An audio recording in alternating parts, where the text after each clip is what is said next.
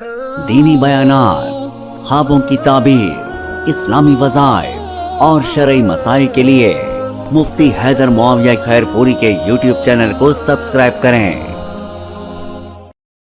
وہ کون سی 4 نشانیاں ہیں جو ایک نیک بیوی کے اندر پائی جاتی ہیں، جن کو حدیث مبارکہ میں بھی بیان کیا گیا ہے؟ سب سے پہلی نشانی جو نیک بیوی کی ہے وہ یہ ہے کہ وہ نیک بیوی جو ہے اپنے خاوند کی، اپنے شوہر کی، اپنے ہسبینڈ کی بات کو ماننے والی ہو، خوشی سے اس کی بات کو جو ہے اس کی بات سے ایگری کرتی ہو، اس کے ساتھ ضد اور عناد نہ کرتی ہو۔ کیونکہ دیکھیں نا، یہ میاں بیوی کا جو تعلق ہوتا ہے یہ پیار اور محبت اور الفت کا تعلق ہوتا ہے، بنسبت لڑکوں کے جو ہے وہ لڑکیوں کے اندر، بچیوں کے اندر جو ہے وہ ضد کا مادہ تھوڑا زیادہ ہوتا ہے۔ تو اب اس محبت اور پیار کی وجہ سے خواتین جو ہے، بیویاں جو ہے اپنے شوہر کے ساتھ ضد کرتی ہیں، تو یہ جو ہے نہیں ہونا چاہیے، یہ ایک نیک بیوی کی نشانی نہیں ہے۔ نیک بیوی کی نشانی تو یہ ہے کہ وہ اپنے شوہر کی بات کو تسلیم کرنے والی ہو، اس کے ساتھ ضد کرنے والی نہ ہو۔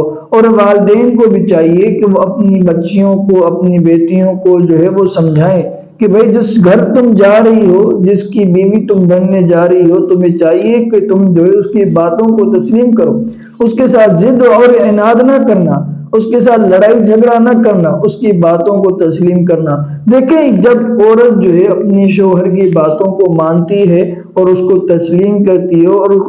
دل سے اور خوشی سے اس کو تسلیم کرتی ہے، تو پھر ان کی زندگیوں میں برکتیں اور رحمتیں نازل ہوتی ہیں۔ اگر وہ شوہر کی بات کو تسلیم نہیں کرے گی، دل سے نہیں مانے گی، تو پھر ان کے درمیان لڑائیاں جھگڑے ہوتی ہیں، ان کی زندگی خوشگوار نہیں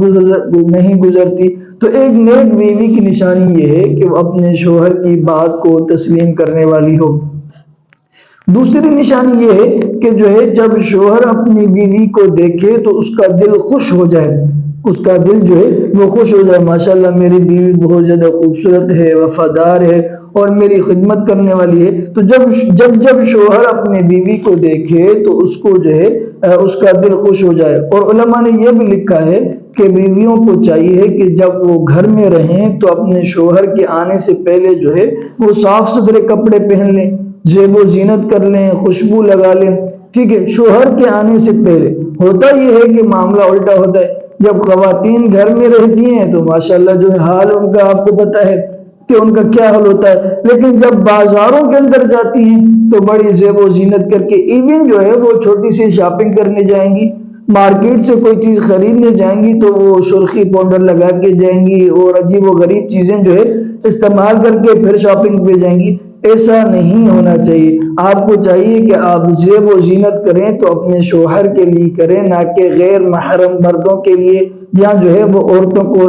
کو دکھانے کی اس طرح نہ ہو۔ تو دوسری نشانی یہ ہے کہ جب بھی شوہر اپنی بیوی کو دیکھے تو اس کا دل جو ہے وہ خوش ہو جائے،